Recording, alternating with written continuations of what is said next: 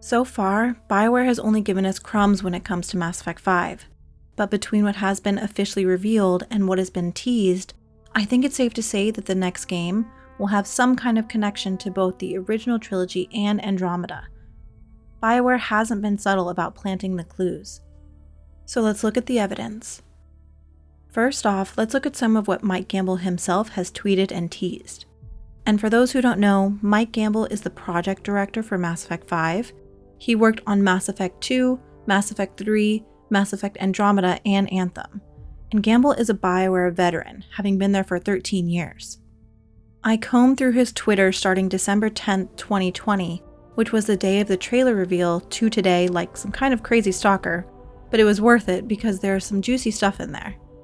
After the initial trailer was revealed in 2020, Gamble responded to a small handful of comments, and there are a few that really stand out.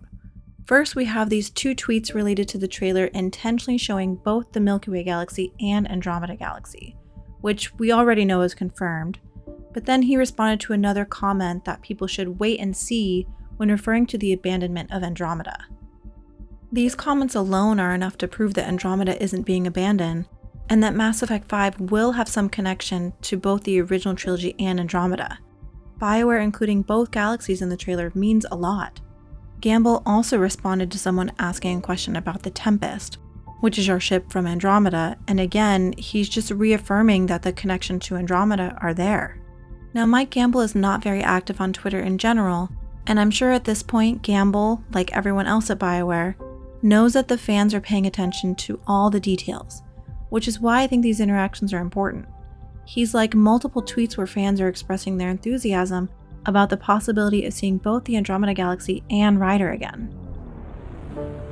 When talking about doing homework for the next game, Gamble tweeted that he was doing a full playthrough of the original trilogy and then followed it up by saying he had just finished Andromeda. I mean, come on, this isn't even subtle. And this last Andromeda-related tweet isn't really revealing, it's just interesting, but he did ask a fan what closure would mean when referring to Andromeda. And this last goodie from Mike Gamble's Twitter was just one of him liking a tweet, thanking him for continuing the original trilogy. Another tweet that is worth mentioning is a tweet from Tom Taylorson, who is the voice actor for Male Ryder. This tweet is from the same day as the Game Awards, and while he absolutely could be alluding to something else, he could also be alluding to Mass Effect 5 when the trailer was revealed. So what does all this mean? To me, it means that Gamble is seeing people's enthusiasm around seeing both galaxies in the trailer, and isn't being subtle in his very public replies that the trailer intentionally has connections to Andromeda. So yes, I absolutely think Andromeda is returning in some capacity. So let's go over the trailer.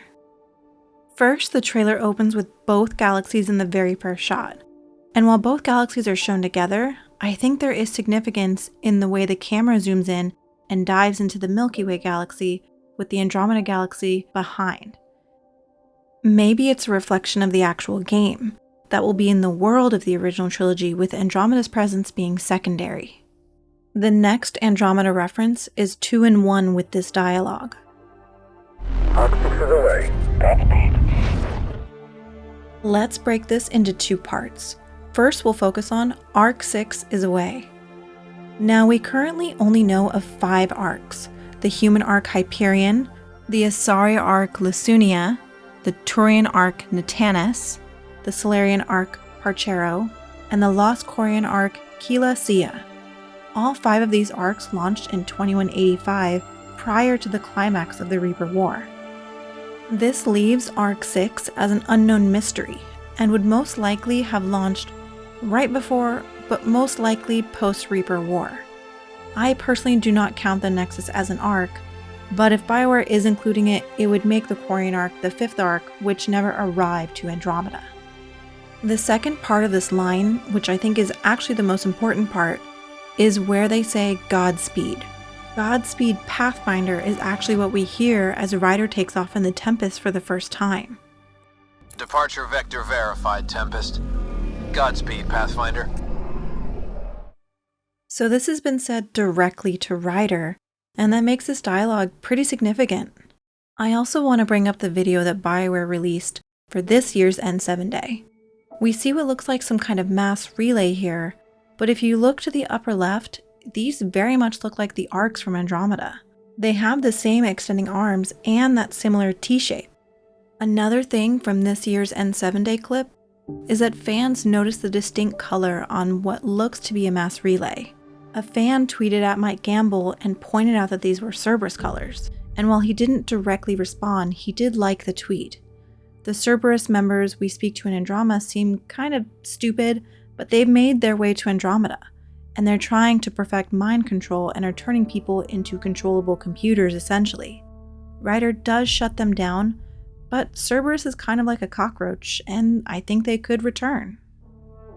The final clue from this year's N7 Day clip is this text in the bottom lower left. Ship Captain, Sub-Navarch, Saural Zillion Jones. Now, Sub-Navarch is referring to a military rank, but it's the name that is unique. It seems like this name is combining a Quarian and human last name. And if you played Andromeda, maybe you remember Darla Voss Hyperion, who is in the middle right here. Darla actually grew up with the migrant fleet. Her parents, who were humans, were ambassadors and lived alongside the Quarians. They integrated into Quarian society, using the same suits and eating the same sterile foods. This means we've already seen evidence of Quarians and humans living together in Andromeda. If you zoom in closely to the 2021 N7 Day poster and sharpen the image, you can see that the helmet kind of looks like the Pathfinder helmet from above. It has the same outer white armor that circles the face shield in the exact same U-shape. The Pathfinder helmet does also have a blue tint to the face shield like we see here in the poster, so this really just looks like Ryder to me. The one that I have pictured here is not the base Pathfinder model, but you can see it here to the left. This human-looking figure at the end of the trailer also looks like it could be Ryder to me. Another important clue of this poster is the ship itself. If you compare the Normandy, Tempest, and the ship from the poster side by side, you can see that the new design is similar to the Tempest. The design lines and edges are more curved and sleek, which is what you see in a lot of Andromeda designs, compared to the Normandy, which has more blunt, sharp edges and more straight lines. The red and black colors are also similar to the Tempest design, as opposed to the Normandy, which has more grays and blues. And the ship isn't the only thing that gives me Andromeda vibes. We have the concept art that was released with BioWare's 25-year anniversary book. To me, this looks very reminiscent of the Remnant designs. The harsh lines with sharp blunt edges and dark structures interwoven with bright lights. It's very close to the aesthetics that we see in the vaults from Andromeda. On the flip side of this, it also looks like it could be Prothean and connected to the original trilogy. Here are some Prothean designs which again have that sleek architecture. You can see Javik's memory shard has that type of illuminated line that we see in the new concept art. So really, this concept art could go either way. Another important find, which was actually discovered by Lady Insanity in her latest 2022 N7 Day breakdown, is this piece of concept art that has two signs from the Kadara port which are from Andromeda. On the left here are two signs from the concept art, and on the right are two screenshots from Andromeda. And the Kadara port is a trade hub that is established in Andromeda. And it's interesting to see these signs pictured here when we also see a sign from Omega. And it looks like this could be Ilium. So could this be the two timelines merging, turning Ilium into a major trade hub following the Reaper War? Now, for the actual final and biggest clue, Liara. Liara is the connection between the original trilogy and Andromeda. Her connections to the original trilogy are obvious, but her Andromeda connection remains a little bit of a mystery. From Liara's conversation with Alec Ryder, we know that Liara sent her Prothean research to Andromeda with Alec. We also know that she sent one final message in 2186 to Alec right before communication would have been cut off following the explosions of the mass relays at the end of the Reaper War. Now, some wonder if she is the benefactor, the one behind the Andromeda Initiative, and while she would have had the resources to make it happen as the Shadow Broker, I don't think she can even be the benefactor. The timeline just doesn't line up with her taking over the Shadow Broker base. On the canon Mass Effect wiki timeline, we see that the Andromeda Initiative had their orientation briefings shown to prospective candidates on July 25th of 2184. This orientation briefing was actually a video released during marketing for Andromeda and is considered canon. So the timeline doesn't even add up because Liara doesn't even begin pursuing the Shadow Broker until 2185. Meaning, when the initiative even began, the Yogg from the Lair of the Shadow Broker DLC still would have been the Shadow Broker. So of course BioWare could change timelines, but Mike Gamble said that the Benefactor was intended to be important to the story of Andromeda. So I really don't see this being an error on their end regarding their timeline. On this year's N7 Day, Mike Gamble tweeted new concept art with Liara's titles, Doctor, Shadow Broker, and Redacted. I don't think this is referring to the Benefactor like a lot of people think, but something else, something new for Liara. Liara is also noticeably older in the trailer, having more pronounced crow's feet and laugh lines to show her age. Maybe she is in her matriarch stage, which begins around age 700 for Asari. If she has age like I mentioned in my previous video, which seemingly has been confirmed, it could indicate a time jump, or maybe a jump between galaxies, which we know takes 633 years with the current technology for travel. Now that last part is just speculation, but with Liara's Asari lifespan, there's really a lot that they can do with her across a very long timeline. Maybe she built a faster form of travel with the help of Reaper technology.